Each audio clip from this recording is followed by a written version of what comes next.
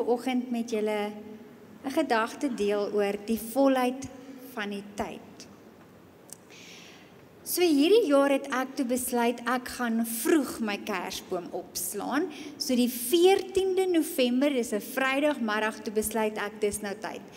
Ons moet nou kersboom opslaan. So ek het die kersboom opgeslaan en Janko het gedink dis nog heeltemal te vroeg want hy skryf nog eksamen, dis heeltemal te vroeg.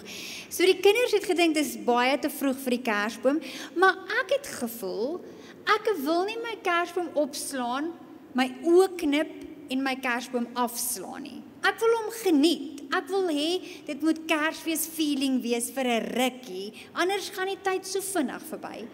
So, was dit nou te vroeg, of was dit nou te laat, of is dit nou net die regte tyd, is ek nou nie seker nie, want ek dink ons as mens sukkel so bietjie om die regte tyd te kry. Ons is partykeer te vroeg, partykeer te laat, partykeer sukkel ons om die regte tyd te vind. So, ek dink dit help nie veel met al die tegnologie wat ons vandag het, om ons geduld te leer nie. Want ons is nogals gewoond deesdae om alles vinnig met die druk van 'n knoppie dadelik beskikbaar te hê. Ons ken nie meer van wag nie. As ek my Kersboom die 14de November wil opslaan, gaan ek hom opslaan, ek gaan nie wag vir Kersfees nie, ek gaan hom opslaan want ek wil nie wag nie. Ek dink baie van ons voel, ek wil nie wag nie, ons is taamlik ongeduldig in 2025. Maar toe dink ek so bietjie terug, het was nie altyd so nie. Toe ek gaan studeer het ek nie 'n selfoon gehad nie. Ek het my ma en pa van 'n tikkieboks afgebel. Kan julle dit onthou? Lank gelede, die kinders weet nie hoe werk daai nie. 'n Tikkieboks en dan partykeer sekere tye van die maand was dit 'n kollekteeroproep van die tikkiebokse af. En ek moes ver loop. Dit was nie by my huisie nie. Ek moes ver loop na 'n tikkieboks toe om my ma 1 keer of miskien 2 keer 'n week te bel. Ek weet nie wie van julle kry nog kerskaartjies in die pos nie. Maar lank gelede was daar sulke rooi goed wat posbusse genoem is. En jy het 'n kerskaartjie vroegtydig gepos sodat hy voor Kersfees by die familie kan uitkom. Ek onthou ouma en oupa het so 'n lyntjie gehad wat hulle gespan het in die sitkamer en al die kerskaartjies om die lyntjie gehang. Ek weet nie eers wanneer laas het ek 'n kerskaartjie in die pos gekry nie. Doen mense nog sulke goed? Want dit vat 2 weke, 3 weke vir die pos om by jou uit te kom as jy gelukkig is. En ons het nie iets gehad soos Wikipedia nie. As jy 'n skooltaak moes doen, het jy biblioteek toe gegaan en 'n ensiklopedie kyk wat is die taak se inligting. Weet julle nog wat is 'n biblioteek en ensiklopedie kennis, kinders van die wêreld, daai ensiklopedie. Dit het lank gevat om 'n skooltaak te doen. Dit was nie ChatGPT. Okay, 5 sekondes het my antwoord nie. Ons moes werk, dit was geduld. As jy 'n foto wou neem, moes jy seker gemaak het daar's 'n film in jou kamera. Onthou julle daai? Dit was nie mik en druk met jou selfoon nie. En dan as die filmpie vol is, dan jy die negatiewe codec toegevat en dan het hulle 'n week gevat om dit te ontwikkel en dan kon jy dit gaan haal het.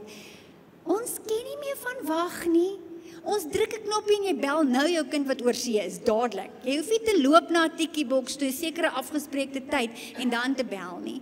Jy hoef nie meer pos in 'n posbus te gooi nie, daar's e-mails, daar's WhatsApps, dis sommer dadelik is jou boodskap daar.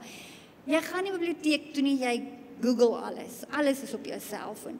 Selfoon het ons lewens baie kom verander. En dis wonderlik, dankie tog, want die tegnologie help ons almal. Ons kan sommer van alles dadelik 'n foto neem. Maar dit het ons geleer om ongeduldig te raak. Ons sukkel om te wag, want alles is dadelik beskikbaar vir ons. En dit is vir ons moeilik om op die Here te wag.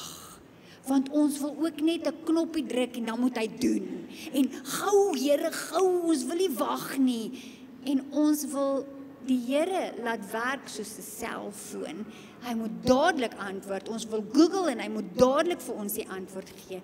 Maar dit werk nie so in die geeswêreld nie. In die geeswêreld moet ons baie keer wag vir die Here se tyd. Ons lees 'n versie in Galasiërs 4 vers 4. Daar staan, maar in die volheid van die tyd het God sy seun gestuur. Daar moes eers 'n klomp goed gebeur. Die tyd moes eers vol wees voor Jesus aarde toe gekom het. Daar was goed waarvoor gewag moes word voor Jesus aarde toe gekom het. Ek wonder vandag, as jy nou eerlik met my moet wees, is daar iets wat jy die Here voor vertrou wat jy nog voorwag? 'n Gebed wat nog nie geantwoord is nie. Iets wat jy bid voor wat jy nog voorwag dat die Here vir jou moet antwoord. Is daar mense op hierdie oomblik in 'n wagtyd in jou lewe? Meeste van ons wag vir iets om te gebeur. Hierdie vers gee vir my hoop, want daar staan, wanneer die tyd vol is, sal dit gebeur. Toe die tyd vol is, het Jesus aarde toe gekom. Sien, ek en jy is nou hier, maar God is altyd oral. Daar's 'n verskil. Ons is beperk in tyd en ruimte, maar God is oral en altyd, en hy sien alles, en hy weet wanneer die tyd presies reg is.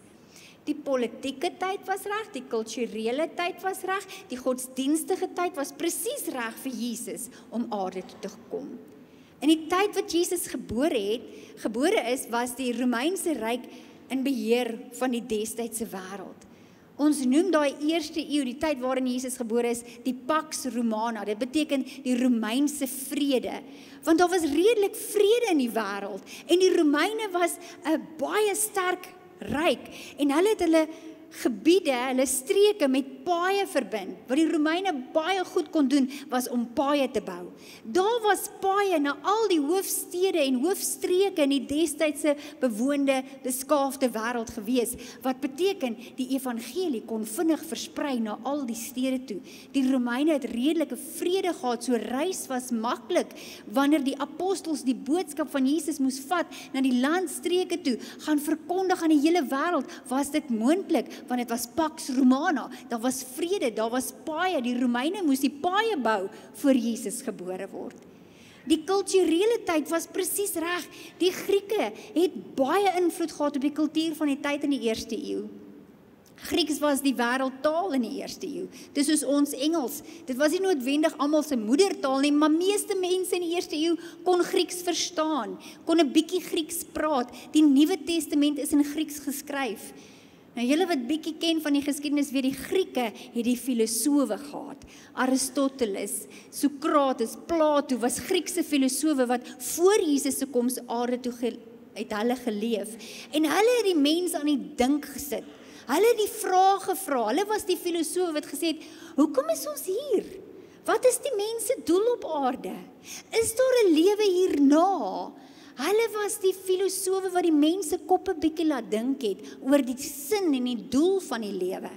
Sien, die kultuur was reg, want daar was vrae waarvoor daar nie antwoorde was nie, want Jesus is die antwoord. Dit was die regte tyd vir hom om te kom. Die godsdienstige agtergrond was presies reg. Dit was net na die Joodse diaspora. Dit het beteken, daar was Jode in elke groot streek in die Romeinse Ryk. Amper in elke groot stad en omgewing in die Romeinse Ryk was daar 'n Joodse gemeenskap. Was daar 'n sinagoge, was daar Jode wat daar al gebly het as gevolg van die Joodse verspreiding met die diaspora. So ons weet, Christendom het eers begin onder die Jode wat geglo het dat Jesus die Messias was. Selfs toe Paulus sy sendingreise na die heidense gebiede begin het, het hy altyd in die stede gekom en eers na die Joodse gemeenskap toe gegaan en vir hulle gaan vertel, die Messias het gekom. So ons weet, die Jode het in afwagting geleef vir die Messias wat moes kom. Daar was 'n verwagting dat iets of iemand moet kom. Die eerste belofte wat ons weet, waar God gesê het, daar gaan iets gebeur, daar gaan iemand kom, kry ons al met Adam en Eva in die tuin van Eden. In Genesis 3 vers 15 lees ons, ek stel vyandskap tussen jou en die vrou, tussen jou nageslag en haar nageslag. Haar nageslag sal jou kop vermorsel en jy sal hom in die hakskeen byt. Hierdie is die heel eerste belofte dat Jesus sal kom. Daar sal iemand kom om die duiwel se kop te vermorsel en is Jesus. En die Jode het gewag vir dit. Daar was 'n honger in die harte van die eerste eeuse mense na geestelike antwoorde, nie net die Jode nie. Die heidene het godsdienste beoefen wat nie hulle honger kon vul nie. Politiek was die paaie gebou, die Romeine het vrede gebring. Grieke het vir ons die taal gegee, sodat die boodskap vinnig kon verkondig word in die taal Grieks, wat almal kon verstaan. En godsdienstig was daar 'n honger, die tyd was vol. God het agter die skerms gewerk vir jare, vir eeue, om alles in plek te kry, sodat die volheid van die tyd kon aanbreek, sodat Jesus gebore kon word. Daar's baie goedjies agter die skerms wat ek en jy nie altyd sien of verstaan nie, maar God sien alles en hy weet alles. En hierdie is vir my so bevestiging en soveel hoop in my hart dat as die Here so haarfyn die tyd moes beplan het vir Jesus se koms aarde toe, sê dit vir my, hy is in beheer van tyd. En hy is in beheer ook van die tyd in jou lewe. In Jesaja 49 vers 8 staan daar, so sê die Here, op die regte oomblik sal ek jou antwoord. Ek dink hierdie is 'n skrif vir iemand vanoggend.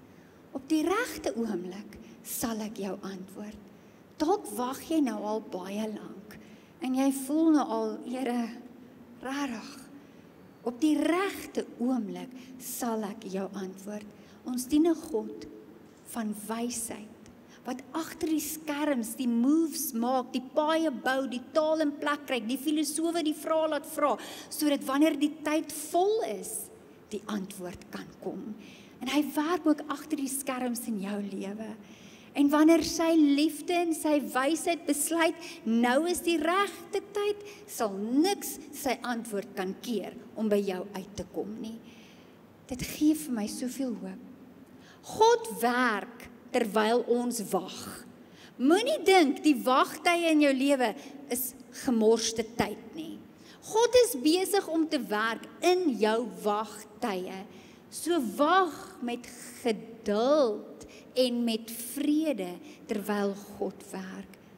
Soms is sy plan anders as wat ons gedink het. Soms lyk sy antwoord bietjie anders as wat jy gedink het. Die Jode het 'n koning verwag, 'n politieke koning, en toe word daar 'n baba in 'n krib gebore. Maar God se plan was die beste. God het geweet wat hy doen, en hy weet ook vandag wat hy in jou lewe doen. Wanneer die tyd vol is, sal jou antwoord kom. So dalk is daar areas in jou lewe wat jy vandag vra, Here, hoekom vat dit so lank? Hoekom moet ek nog steeds wag? Wanneer gaan dit nou gebeur? Here, ek is nou al so 'n bietjie moeg gewag. My hoop en my geloof is al bietjie laag. Ek sukkel om te bly wag en te bly glo. Antwoord asseblief, Here. Dan is die woord vanoggend vir jou. Op die regte tyd sal hy jou antwoord. Daar is 'n volheid van die tyd. Daar is dinge wat moet gebeur wat jy nie van weet nie, wat hy besig is om te doen. En hoe arrogant, hoogmoedig is ons as mens om te dink, ons kan vir God sê, maak bietjie vinnig, kom bietjie, maak gou. God werk in sy tyd. In die volheid van die tyd is Jesus gebore. Ek en jy is ongelukkig vasgevang in tyd, maar God is bo tyd en hy sien alles. En ek en jy gaan moet leer om in vrede te wag op sy tyd. Op presies die regte tyd is Jesus gebore. In die volheid van die tyd het hy voluit mens geword. Dis die boodskap van Kersfees. Jesus het 'n mens geword soos ek en jy. Ons lees in Matteus 1 van sy geslagsregister, waar hy van Abraham af reg deur die lyn van Dawid tot by Josef het hy 'n geslagsregister om te sê hy's 'n mens gebore tussen ons as mens. Ons weet Josef was nie sy regte pappa op aarde nie, want hy was God se seun. Ons lees dit in Lukas 1 vers 35, daar staan, die engel antwoord daar, die Heilige Gees sal oor jou kom, en die krag van die Allerhoogste sal die lewe in jou wek.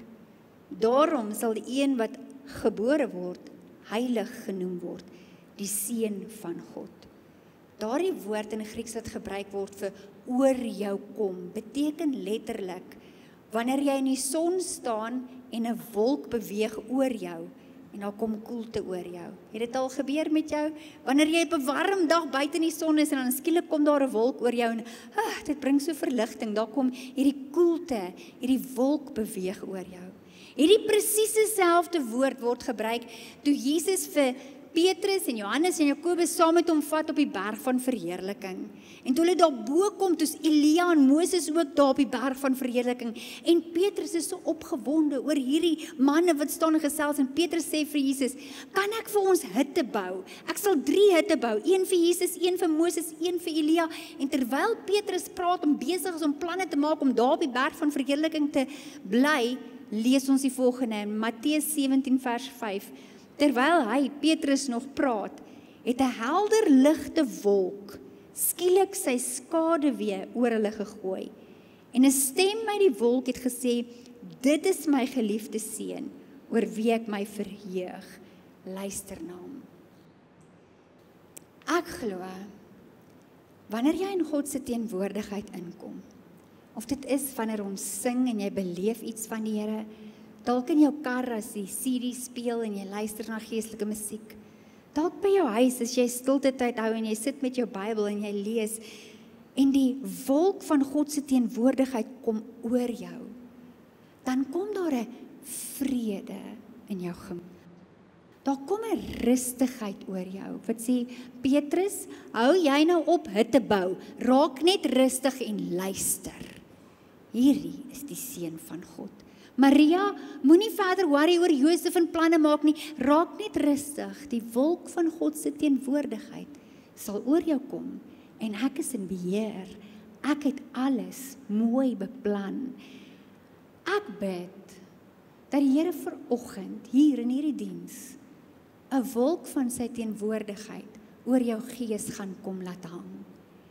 In jou wagtyd, dat daar 'n vrede sal wees om te weet, ek en jy wil vinnig, soos 'n selfoon, vinnig, ons wil die antwoord hê, Jesus, ons wil bid en môre die antwoord hê, eintlik al gister, ons wil so, maar in die wagtye, soek die wolk van sy teenwoordigheid, soek sy vrede, want toe hulle die wolk van sy teenwoordigheid oor hulle beleef, toe kom daar vrede, toe kom die woorde, dis my seun, luister vir hom. Daar kom 'n rustigheid in ons gees wanneer ons weet, God is, Jesus is hier. Jesus is hier. Sal oké wees. God is in beheer. Jesus was voluit God, 100% God, maar hy was ook voluit mens, 100% mens, en alreeds voor sy geboorte sien ons hierdie God en mens binne in Jesus. Dit is 'n engel wat aan Maria verskyn. Dit is 'n engel wat aan Josef in sy droom verskyn en sy trou met Maria. Dis 'n engelkoor wat aan die herders verskyn. Dis 'n ster wat die wyse manne uit die ooste uit presies na Bethlehem toe bring, die stal waarin Jesus gebore is. Dis bonatuurlik, dis goddelik, alreeds voor Jesus se geboorte. Maar dan sien ook die mensdeel van Jesus. Hy word gebore in 'n krib, in 'n stal, daar nie plek is in die herberg vir hom nie. Verwerping, seer, daar's nie plek vir jou nie. Herodes, die koning van die Jode, wil vir Jesus doodmaak. Onthou julle, hy het mos 'n bevel uitgestuur dat al die seentjies onder 2 in die omgewing van Bethlehem doodgemaak moet word, want hy is bedreig, hy het gehoor nog 'n koning is gebore. En Josef en Maria moet met Jesus vlug na Egipte toe. En hulle bly vir 'n ruk lank in Egipte totdat Herodes doodgaan en hulle kan terugkom. En Jesus moet vlug uit sy eie vaderland uit. Verwerping, menslikheid. Hy word groot as 'n kind in Nasaret. Ongelukkig weet ons nie baie van Jesus se kinderjare nie, maar ons weet hy het in Nasaret gebly en ons weet hy het sy bediening begin toe hy 30 jaar oud was en dit was nie net maanskyn en rose nie.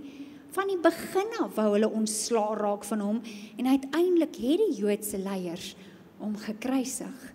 En soos 'n gewone mens het hy gebloei, het hy gesterf. Maar sy goddelike natuur maak dat hy op die 3de dag kon opstaan vir jou en vir my. Hy was God en mens. En sy menslikheid, dink ek, Jesus verstaan ongeduldigheid, want hy was 'n mens. En daar's 'n storie in die Bybel wat vir my so maak dat ek weet, Jesus verstaan ons harte as ons voel, kan dit nie nou maar gebeur nie, liewe Jesus. Ons lees min van sy kinderjare. In die Bybel is daar maar eintlik een storie van Jesus se kinderjare, maar ons lees dat hy 'n goeie kind was. Want ons lees in Lukas 2 vers 51, hy het toe saam met hulle, dit is Josef en Maria, na Nasaret toe teruggegaan, en hy was aan hulle onderdanig. Hy was gehoorsaam, hy was 'n soet kind gewees. Sy moeder het al hierdie dinge in haar hart bewaar. Hierdie storie speel af, waar Jesus saam met Josef en Maria, sy ma en pa, van Nasaret af na Jerusalem toe gaan vir die Joodse Pasga, om te gaan Pasga vier in Jerusalem. Hulle is 'n hele reisgeselskap, 'n groep mense, familie en vriende wat van Nasaret af die reis na Jerusalem toe deurvoer. Na die Pasga is hulle nou op pad terug. Jesus is 12 jaar oud, so begin tienerstadiums. Hy's 12 jaar oud. Maria en Josef dink, hy's tussen sy vriende of ergens by die familie, by die niggies en neefies. En na 'n hele dag se reis op pad weer terug Nasaret toe, die aand toe hulle moet kamp opslaan, begin soek sy pa en ma. Waar's Jesus? Waar's Jesus? Jesus is nêrens. Hulle kry nie vir Jesus nie. Hulle gaan terug om hom te gaan soek in Jerusalem. En dan lees ons die volgende in Lukas 2 vers 46 en 47. Na 3 dae het hulle hom by die tempel gekry, waar hy tussen die geleerdes sit en na hulle luister en hulle uitvra. Almal wat hom gehoor het, was verbaas oor sy insig en sy antwoorde. Nadat hulle hom vir 3 dae soek, kry hulle hom in die tempel, waar hy besig is om die skrifgeleerdes, die fariseërs, te leer en vrae te vra. En Jesus is verbaas toe sy ouers ontsteld is. Sê, maar julle moet mos geweet het, ek gaan besig wees met my Vader se dinge. Dit voel vir my, asof Jesus op 12 al gesê het, kom Here, kan ons nie nou maar begin, hierdie ooms het ek heeltemal verkeerd. Al die vrae wat ek vir hulle vra, het hulle verkeerd. Laat ek hulle net bietjie leer, hoe gaan die dinge regtig aan. Ek het dink op 12 was Jesus al gereed om te sê, laat ek julle mooi leer, hoe werk dit. Maar hy sou nog 18 jaar moes wag van daar af vir sy bediening om eintlik te begin. So ek dink daar was 'n stukkie menslikheid in Jesus al op 12 om te sê, Here, kan ons nie maar begin nie. Hoekom so lank? Kan ek nie maar hierdie oomies help om reg te glo nie? Maar Jesus moes ook wag vir die volheid van God se tyd om aan te breek vir sy bediening om uitgeleef te word. Wat het Jesus gedoen toe hy moes wag? Ons lees die volgende vers in Lukas 12 vers 52. En Jesus het verstandelik en liggaamlik gegroei en in guns by God en die mense toegeneem. In die wagtyd het Jesus gegroei. Hy het gegroei in sy verhouding met God en hy het gegroei in sy verhouding met mense. Ek weet baie van julle wag vir 'n wonderwerk, wag vir 'n finansiële deurbraak, wag vir 'n ander werk, wag vir 'n lewensmaat, wag vir 'n verhouding om te herstel, wag vir jou gesondheid om reg te kom, wag vir goed waarvoor jy die Here vertrou, wag vir 'n kind wat jy bid die Here moet kom tot bekering bring, wag vir kinders wat jy glo die Here gaan 'n draaipunt in hulle lewens veroorsaak, wag vir 'n verandering in jou huwelik. Daar's van julle wat wag vir goed wat julle so die Here voor vertrou, maar dit gebeur nie. Ek wil vandag vir jou sê, Jesus moes ook wag vir 30 jaar voor sy bediening begin het. Somtyds is daar wagtye. Wat doen ons in die wagtye? Dis nie tyd mors. Dis die tye wanneer God werk agter die skerms om die volheid van die tyd gereed te kry, sodat op presies die regte tyd die antwoord by jou kan uitkom. Maar wat doen ek en jy in die wagtye? Ons raak ongeduldig, ons gooi tantrums, ons wil nie meer, ons wil ons moan, ons groan. Jesus leer my, groei. Wagtye is groeitye. Dis wanneer ek my geloof in God net sterker maak, sê al verstaan ek nie, ek bly glo, ek sal aanhou glo, ek sal aanhou vertrou, al verstaan ek nie. Dis die tye wanneer ek bou in my verhoudings, guns by God en guns by mense, wanneer my verhoudings met God sterk word. In die wagtye, dan soek ek die wolk van God se teenwoordigheid op, om vrede in my hart te bring.